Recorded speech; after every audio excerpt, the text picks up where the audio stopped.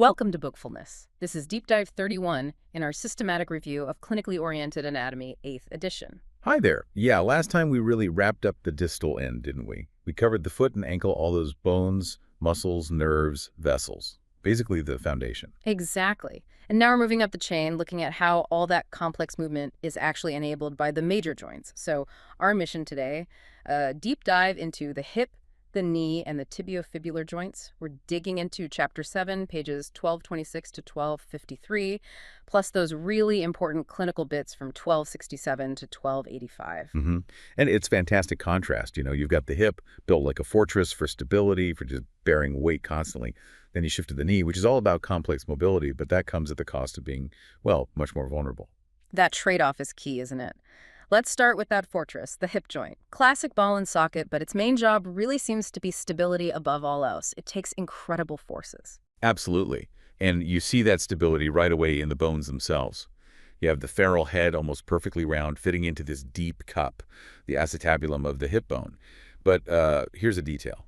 The whole cup isn't the contact surface. It's mostly this crescent-shaped part called the lunate surface. Ah, okay. So the force is concentrated there. Makes sense for strength. What's around this lunate surface then? Something to deepen the socket? Yes, exactly. That's the acetabular labrum.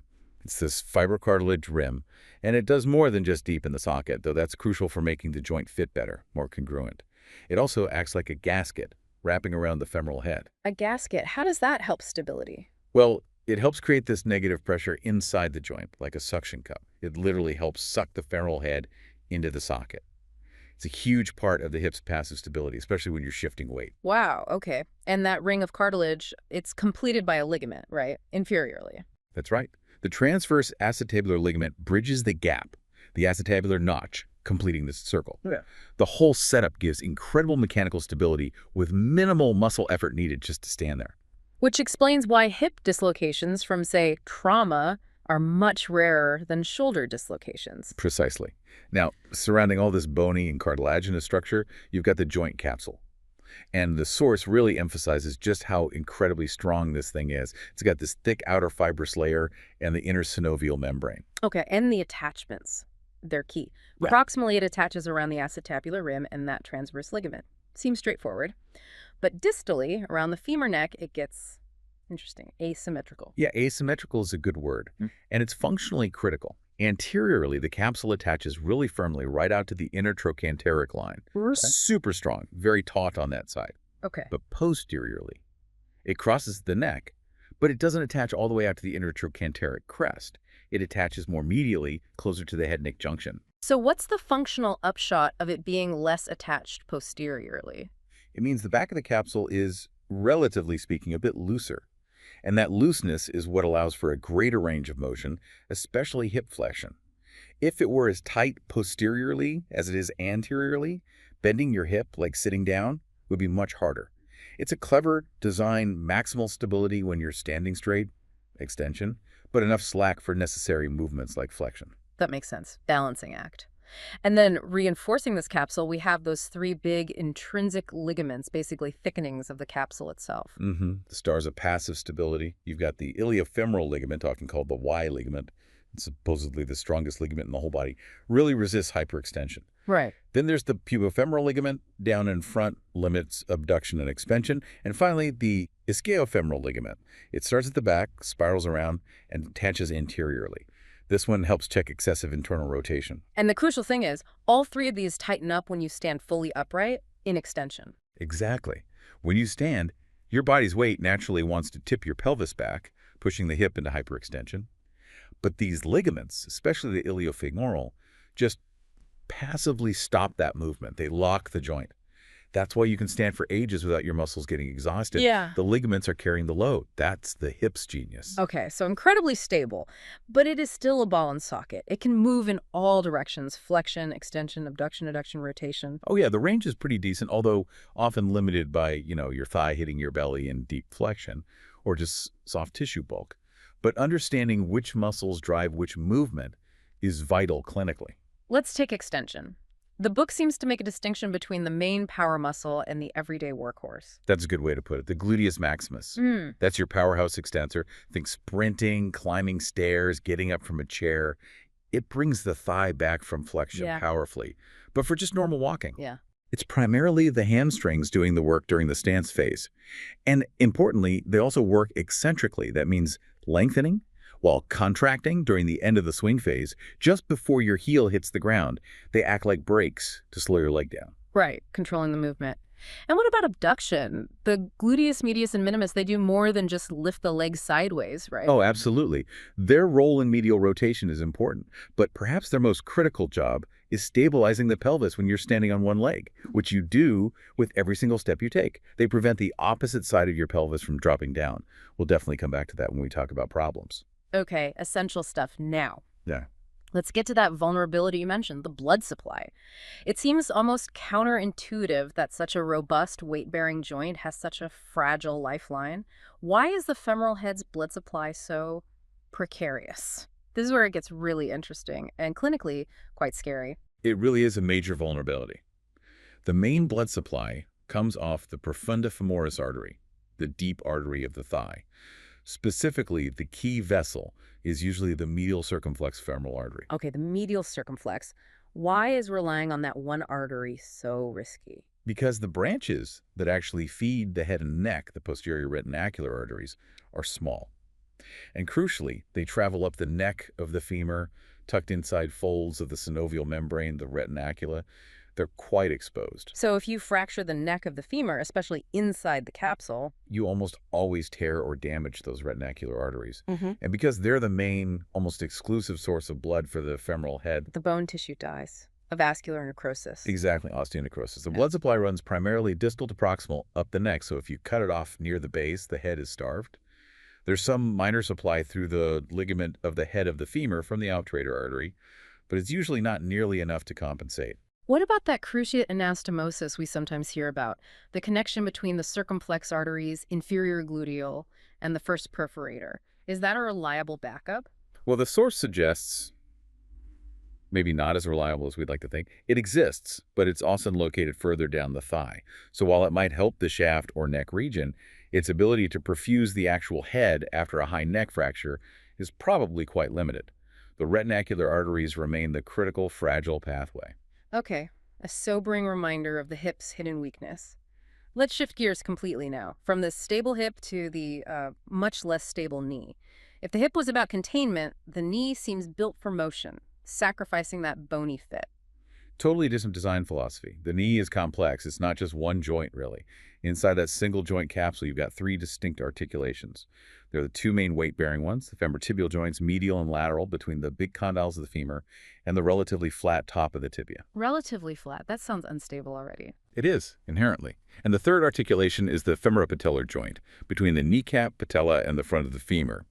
Having these three interacting surfaces, plus the poor bony fit, means stability has to come from soft tissues, ligaments, and muscles, not deep bone structure like the hip.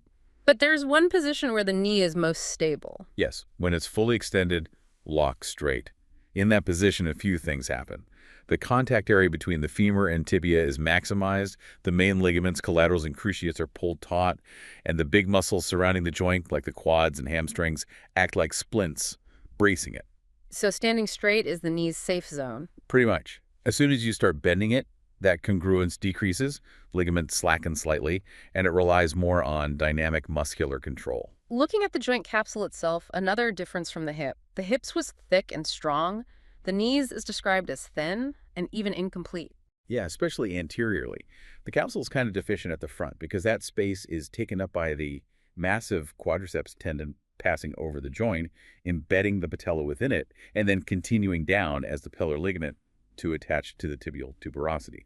The fibrous capsule sort of attaches around the edges of that whole complex. Okay, so the front is stabilized mainly by that tendon patella ligament unit. What about the sides? The extracapsular ligaments? Right, these are the external stabilizers, primarily controlling side-to-side varus valgus stress.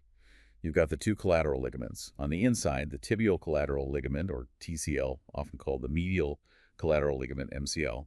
On the outside, the fibular collateral ligament, FCL, or lateral collateral ligament, LCL. And they resist forces trying to buckle the knee inwards or outwards. Exactly. The TCL resists valgus stress force from the outside, pushing the knee inwards. The FCL resists varus stress force from the inside, pushing the knee outwards. And structurally, they're quite different, aren't they? Especially regarding the meniscus. Hugely different and clinically very important. The TCL, medial, is this broad, flat band, and its deep fibers are actually fused, attached firmly to the edge of the medial meniscus. Ah, okay. So if you tear the TCL badly. You often damage the medial meniscus too because they're physically linked. A valgus blow can rip both, but the FCL lateral is more like a distinct cord, and crucially, it's separate from the lateral meniscus. There's a small gap. Meaning the lateral meniscus is less likely to be injured along with the FCL. Much less likely. It has more freedom to move independently. This attachment difference explains why medial meniscus tears are far more common in ligament injuries than lateral ones. And their function changes with knee position. Taut and extension, slack and flexion. Correct. In full extension, they're tight, contributing to that lock stability. But as you bend the knee past maybe 20 or 30 degrees, they start to slacken. And they need to slacken to allow for the small amount of tibial rotation that naturally occurs during knee flexion and extension.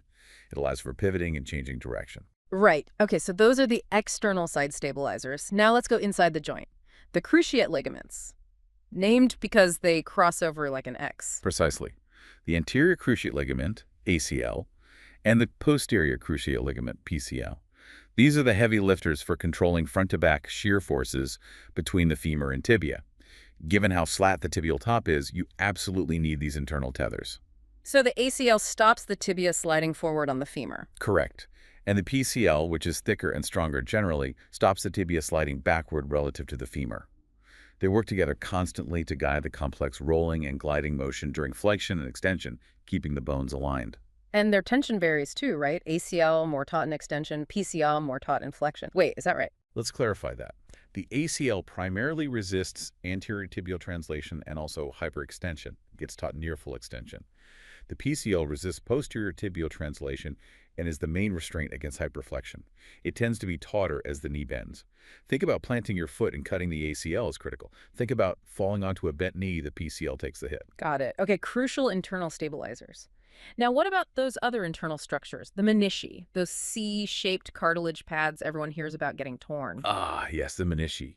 Medial and lateral. They are absolutely essential shock absorbers and stabilizers in this incongruent joint. Think of them as customizable wedges. Customizable wedges? How so? Well, they sit on top of the flat tibial plateau and effectively deepen the sockets for the rounded femoral condyles. This dramatically increases the contact area between the bones. Which spreads the load out, reducing pressure on the articular cartilage. Exactly. Reduces wear and tear. They also absorb shock, contribute to joint lubrication, and even have some nerve endings for proprioception telling your brain where your knee is in space. And we already touched on a key difference. The medial one is C-shaped and stuck down, while the lateral one is more O-shaped and mobile. Right. That C shape and its firm attachments to the capsule, the TCL, and the tibia make the medial meniscus relatively immobile. It can't easily get out of the way during forceful twisting motions. Making it much more vulnerable to injury. Far more vulnerable. The lateral meniscus, being more circular and less tethered, can shift and adapt better during movement, so it gets torn less often, especially in isolation. The poor medial meniscus often gets caught in the crossfire, especially with ACL injuries. Okay, now let's talk about the actual movements. Beyond just bending and straightening, there's that screw-home mechanism. Sounds important for stability. It's the key to that fully locked, stable standing position. What happens is, during the final degrees of knee extension, say the last 20, 30 degrees, there's an automatic obligatory rotation. If your foot is free, open chain, the tibia rotates externally on the femur. And if your foot is planted, closed chain. Then the femur rotates internally on the fixed tibia. Either way, this slight twist effectively screws the joint tight. It maximizes bone contact and pulls all the main ligaments taut. That's the energy-efficient, stable position for standing. So it locks automatically. What unlocks it then to start bending the knee? That's the specific job of a small muscle at the back of the knee called the popliteus. It has to contract first to initiate that slight rotation in the opposite direction, internal rotation of the tibia or external rotation of the femur to unscrew the knee, allowing flexion to begin. Clever little muscle. Now let's quickly link knee movement to walking the gait cycle. We mentioned eccentric muscle work. Yes, it's critical for control. When your heel hits the ground, the loading response phase, your quadriceps are firing, but eccentrically. They're lengthening under tension to absorb the shock and control the rate of knee flexion, stopping you from buckling. So they act like shock absorbers. Precisely. And then, as your leg swings forward before the next step, the hamstrings fire eccentrically. They're acting as brakes to slow down the rapid forward swing and knee extension, ensuring you place your foot down smoothly and accurately. It's all about controlled deceleration. Okay, fantastic. Now, one last set of joints before the clinical stuff, the tibiofibular joints. The connections between the two lower leg bones, they seem secondary but important for the ankle. Very important for ankle stability. You've got two main connections. Proximally, near the knee, there's a small, slightly movable synovial joint, the proximal tibiofibular joint. But distally, near the ankle, it's a different story. How so? The distal tibiofibular joint is a syndesmosis, a really strong fibrous joint.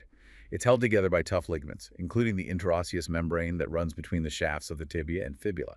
This distal connection forms that tight socket, the ankle mortise, that the talus bone fits into. And the direction of the fibers in that interosseous membrane is key, right? Absolutely crucial. Almost all the fibers run obliquely downwards and outwards, from the tibia down to the fibula. Why that specific direction? What does it achieve? Two main things. First, think about all the muscles that attach to the fibula. Quite a few powerful ones. They create a significant downward pull on the fibula. These obliquely running fibers strongly resist that pull, preventing the fibula from being dragged downwards. Okay, keeps the fibula in place vertically. What's the second reason? It relates to ankle movement, specifically dorsiflexion, pulling your foot upwards. When you dorsiflex fully, the widest part of the talus bone wedges itself into the ankle mortise. The mortise needs to spread slightly to accommodate this without breaking. Ah, so the downward slope of the fibers It allows... allows the fibula to slide slightly upwards relative to the tibia as the mortise widens. The fibers tighten to control the separation, but their orientation permits that small, essential superior glide of the fibula. It's a neat way to allow accommodation while maintaining overall stability. Very clever. Okay, we've covered the structure and basic function. Now the part everyone encounters eventually. What happens when things go wrong? Let's dive into the clinical correlations, starting back at the hip with angles, coxa vara and valga. Right. These refer to the angle of inclination, the angle between the neck of the femur and its shaft. Normally, it's around 125 degrees or so. Coxa vara means the angle is decreased, less than normal. And what does that cause? It makes the shaft angle inwards more towards the midline. This can cause a slight shortening of the limb, and importantly, it changes the mechanics of the hip abductor muscles, gluteus medius minimus, potentially making them less efficient and limiting how far you can passively abduct the hip. Okay, and coxa valga is the opposite, increased angle. Increased angle, greater than normal. The shaft angles outwards more. While this might slightly improve the leverage for the abductors, it can also lead to altered stress patterns across the joint, potentially increasing the risk of degenerative changes over the long term. Now, a really important one, especially in teenagers, slipped capital femoral epiphysis, or SCFE. Yes, SCFE. This happens typically between ages 10 and 17 when the growth plate, epiphyseal plate, at the top of the femur is still active but perhaps weakening under hormonal influences or stress. The head of the femur literally starts to slip off the neck, usually downwards and backwards. And this leads to? It results in a progressive coxa vara deformity as the head displaces. It's considered an orthopedic emergency because further slipping can compromise that fragile blood supply we discussed, leading to a vascular necrosis. And the classic clinical trap here is referred pain. Exactly. The child or adolescent often complains of pain not in the hip but in the knee. That's because the nerves supplying the hip, like the obturator nerve, also send branches down towards the knee. So knee pain in an adolescent, especially if they have a limp, should always make you think about examining the hip and getting x-rays to rule out SCFE. It's a crucial connection. Absolutely vital point. Okay, moving to muscle function issues. The Trendelenburg sign. What does that tell us? The Trendelenburg sign, or test, checks the strength of the hip abductor muscles, gluteus medius and minimus. These muscles are primarily innervated by the superior gluteal nerve. So if that nerve is damaged, or the muscles are weak for another reason, then when the person stands on one leg, the abductors on that standing side can't stabilize the pelvis properly. The result is that the opposite side of the pelvis, the unsupported side, drops down. That observable pelvic drop is a positive Trendelenburg sign. And how does the person compensate? They often lean their trunk way over towards the standing leg. This shifts their center of gravity over the supporting hip, reducing the demand on the weak abductors. It often leads to a characteristic waddling gait if it's bilateral or severe. Clear indicator of abductor failure. Okay, let's shift down to the knee again. Misalignment issues here too. Genu varum and valgum bolegs and knock knees. How are they defined? These relate to the alignment of the femur and tibia, often assessed using the Q angle, the angle of pull of the quadriceps relative to the patellar tendon. Genuvarum is bow leg. The knees angle outwards, resulting in a small Q angle. And the consequence of that inward bowing. The line of weight bearing through the leg falls way inside the center of the knee joint. This puts excessive chronic stress on the medial compartment, the inner side of the knee. Over time, this leads to wear and tear, specifically arthrosis, on that medial side. Makes sense. And gena valgum is knock knee. Correct. Knees angle inwards, large Q angle, often over 17 degrees. Now, the weight-bearing line shifts laterally. While this compresses the lateral side, the main issue is often the increased tension placed on the structures on the medial side, especially the tibial collateral ligament, TCL-MCL. So both verum and valgum cause problems, just on opposite sides or via different stresses. Exactly. And if these alignments are severe and persist past early childhood, they often need correction to prevent really debilitating arthritis later on. Now, acute knee injuries. Patellar dislocation, which way does it usually go? Almost always laterally. The kneecap sips outwards, off the front of the femur. This is partly due to the natural slight outward pull of the quadriceps related to the Q angle. It's more common in women, potentially due to generally wider pelvises leading to larger Q angles. Okay. And let's talk about the really common nasty knee injury pattern, the unhappy triad. What gets injured there? The O'Donoghue triad. This typically happens from a significant valgus force to the knee, often with rotation, like a football tackle hitting the outside of the knee when the foot is planted. Because the TCL, MCL, is attached to the medial meniscus. They often tear together. Right. And frequently the ACL gets torn in the same incident due to the rotational stress and anterior tibial displacement. So the unhappy triad is damage to the TCL, the medial meniscus, and the ACL. It's a devastating injury because you lose stability medially and anteroposteriorly all at once. Highlights how interconnected those structures are. Finally, let's finish down at the ankle and distal tibiofibular joint, the pot fracture dislocation. What's the mechanism here? This is typically caused by forceful eversion of the foot twisting it outwards violently. The strong medial ligament, the deltoid ligament, is so tough it often doesn't tear. Instead, the force avulses, pulls off the tip, of the medial malleolus, the bony prominence on the inside of the ankle. Okay, medial side breaks, then what? Once that medial stability is gone, the talus bone shifts laterally, pushing against the fibula. This force then either snaps the lateral malleolus directly or, very commonly, travels up the interosseous membrane and fractures the fibula higher up, disrupting that distal tibiofibular syndesmosis. It's a severe ankle fracture involving both malleoli or the fibula shaft, plus ligament disruption. Wow. Really shows how force travels through these linked structures. Okay, that was a comprehensive tour. So wrapping up this deep dive, we've really seen that stark contrast. The hip, designed for incredible stability, but with that crucial Achilles heel in its blood supply, versus the knee, a marvel of complex mobility that pays the price in terms of vulnerability to injury, relying heavily on its ligaments and menisci. Absolutely. Yeah. The key theme is understanding those design trade-offs. The hip's deep socket gives passive stability. The knee's shallow surfaces allow huge motion, but require constant active and passive restraint. And when those restraints fail, or alignment is off, problems arise from chronic wear like arthrosis to acute tears. Definitely. And maybe one final thought to leave listeners with, tying back to those clinical correlations and nerve pathways. We mentioned SCFE causing referred knee pain. Right. It's crucial to remember that nerve issues higher up, like in the lower back, specifically L4 or L5, nerve root compression or irritation, what people often call sciatica, can cause pain that travels all the way down the leg. That is such an important point. Pain felt sharply in the calf, the foot, or even the knee doesn't automatically mean the problem is in the calf, foot, or knee. As clinicians, or even just understanding our own bodies, we have to consider the source could be much higher up in the spine itself, with the nerve just referring the sensation distally. You have to trace that pathway. The leg might just be delivering the message from the back. It really underscores the importance of understanding the full anatomical connection from spine to toe. Couldn't agree more. So that provides some deep context. Looking ahead, in our next deep dive, we're making a big jump. We're moving superiorly to start exploring the head, beginning with the skull itself, the cranium and its unique structure, the difference between the brain case and the facial skeleton. A whole new world of anatomy awaits. Looking forward to it. Thanks for listening to Bookfulness.